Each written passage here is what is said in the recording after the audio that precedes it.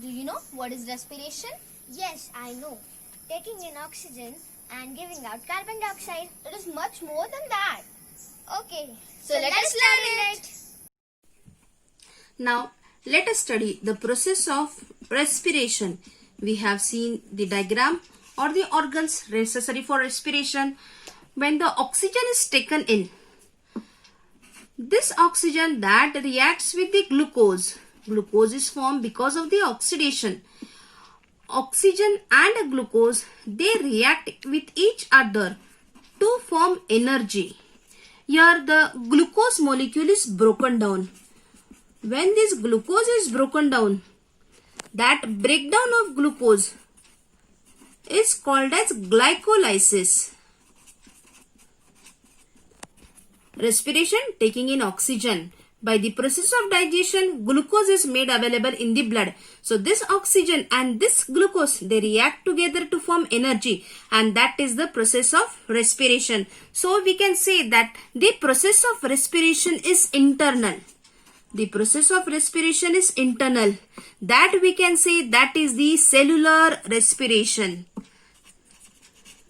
Respiration is just not taking in oxygen and giving out carbon dioxide, but further some process takes place internally. That is the cellular respiration. And in this cellular respiration, glucose and oxygen, they react together. That is the glycolysis. Now let us see the process of glycolysis. Now this glucose, that is the 6 carbon molecule, that is first broken down into pyruvate. Pyruvate, that is the 3 carbon molecule. As glucose is 6 carbon molecule and pyruvate is 3 carbon molecule, 2 molecules of pyruvate are formed.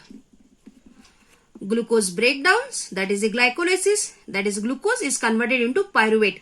Glucose is 6 carbon compound, pyruvate is 3 carbon compound. And this whole process that takes place in cytoplasm. Now this pyruvate has to undergo different steps to complete the process of respiration. First step takes place in cytoplasm. After that, it has to pass the mitochondria. You all know that if this is the cell, this whole part is called as cytoplasm, and there is the mitochondria. After the glycolysis, pyruvate is formed, and that pyruvate enters the mitochondria. Not always mitochondria, sometimes there is some different process. Let us see, there are 2 types of respiration. That is aerobic. If you say aerobic respiration, now this aerobic respiration, that is presence of oxygen, that is O2 is present. And another that you say anaerobic respiration. If it is the anaerobic respiration, that is absence of O2. O2 is absent.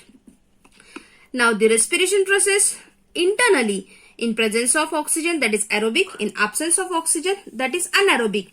First step we have seen the glycolysis. Now this glycolysis has to, this pyruvate acid has to pass through various steps. Now let us see those steps. Now first thing, the glucose is present. This glucose gets converted into pyruvate. This all takes place in the cytoplasm. This is the 6 carbon molecule and this is the 3 carbon molecule. Now this 3 carbon molecule pyruvate, this can take place in the yeast cell, or this takes place in the muscles, or it goes into the mitochondria. So this process is common for all the organisms, but sometimes this pyruvate, in absence of oxygen in the yeast, the byproduct, pyruvate in the yeast, the byproduct of the oxygen, that is ethanol, carbon dioxide and energy. If it takes place in the muscles, sometimes the respiration takes place in the muscles, and in the muscles the byproduct is lactic acid plus energy. And if this is taking place in the mitochondria, then the byproduct you will get carbon dioxide plus water and energy.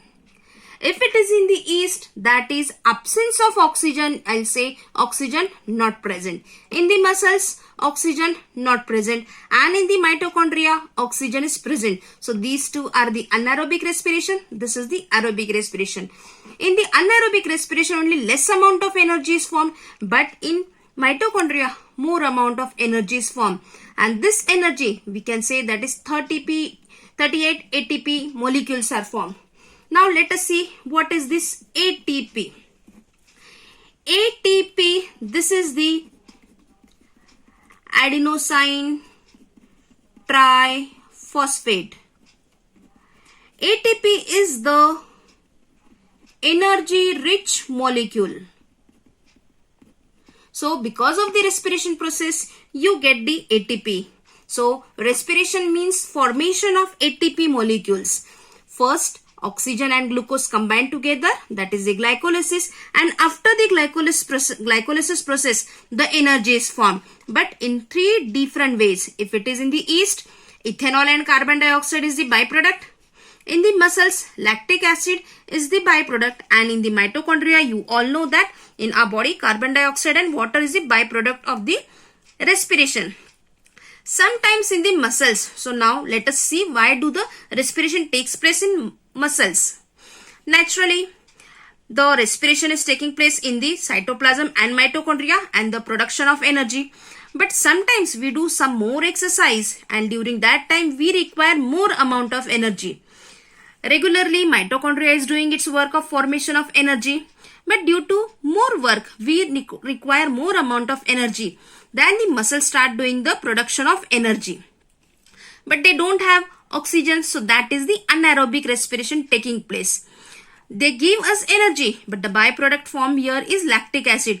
And this lactic acid is accumulated in the muscles. And because of this lactic acid, we feel some cramps in the muscles, in the legs or hands. Then our body ache, or the hands and the legs, they have pain, and then if we take the rest, this lactic acid can be dissolved. So in short, we have seen the process of respiration. Here we have studied the internal respiration, that is the cellular respiration.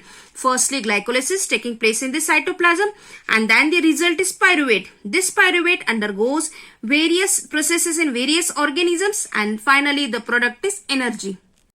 Yes. Now the concept is clear. Thank you.